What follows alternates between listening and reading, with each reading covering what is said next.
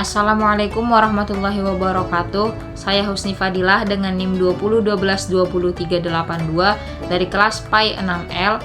Video ini saya buat untuk memenuhi tugas akhir semester pada mata kuliah Ushul Fiqh yang diampu oleh Bapak Dr. M. Yusuf SAG MAG. Pada video ini saya akan membahas tentang Al-Ahkam, Al-Mahkum Fih, Al-Mahkum Alaih, dan Al-Hakim. Baik, langsung saja kita kepada pembahasan yang pertama. Baik, pembahasan yang pertama yaitu pengertian beserta macam-macam daripada al-ahkam. Al-ahkam ini merupakan kata jamak daripada al-hukmu yang secara bahasa berarti sebuah keputusan, ketentuan, ataupun hukum. Maka dalam konteks Islam, al-hukmu ini merujuk pada segala ketentuan dan ketetapan yang ditetapkan oleh Allah Subhanahu wa Ta'ala dan Rasul-Nya yang mengatur segala aspek kehidupan manusia, baik ibadah maupun muamalah. Selanjutnya, macam-macam al-ahkam. Al-ahkam ini ada 5. Yang pertama yaitu wajib, kemudian sunnah, makruh, mubah, dan yang terakhir haram. Baik, selanjutnya yaitu pengertian mahkum fih beserta contohnya dalam kehidupan sehari-hari. Perbuatan seorang mukallaf yang terkait dengan perintah Allah Subhanahu wa Ta'ala maka dinamakan dengan mahkum fih ataupun objek hukum. Maka contohnya dalam kehidupan sehari-hari, yang pertama itu dalam praktek ibadah, yaitu sholat, puasa Ramadan. Kemudian dalam konteks hukum pidana Islam, seperti contoh pencurian dan hukum kisos. Kemudian contoh dalam praktek muamalah, yaitu jual beli dan pinjam meminjam. Intinya, mahkum fih ini adalah sasaran daripada perbuatan seorang mukallaf. Selanjutnya yaitu pembahasan yang ketiga, mahkum alaih. Mahkum alaih ini yaitu seseorang yang perbuatannya dikenai khitab ataupun hukum daripada Allah Subhanahu wa Ta'ala. Dalam istilah usul fikih, mukallaf disebut juga sebagai mahkum alaih ataupun subjek hukum.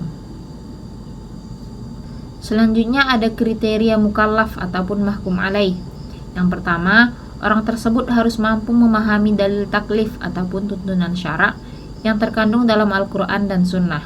Kemudian, seseorang harus mampu menerima pembebanan hukum. Selanjutnya ada ciri-ciri orang yang memenuhi kriteria mukallaf.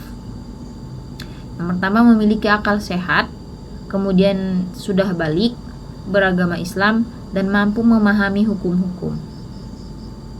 Kemudian pembahasan yang terakhir yaitu tentang Al-Hakim. Al-Hakim dalam hukum syara adalah Allah Subhanahu wa Ta'ala yang menetapkan segala aturan dalam Islam. Semua hukum yang berlaku dalam syariat Islam bersumber daripada Allah Subhanahu wa Ta'ala melalui Al-Quran dan Sunnah dari Nabi Muhammad SAW. Selanjutnya sifat Allah yang berkaitan dengan Al-Hakim. Al-Hakim itu sendiri adalah salah satu sifat Allah yang berarti maha bijaksana.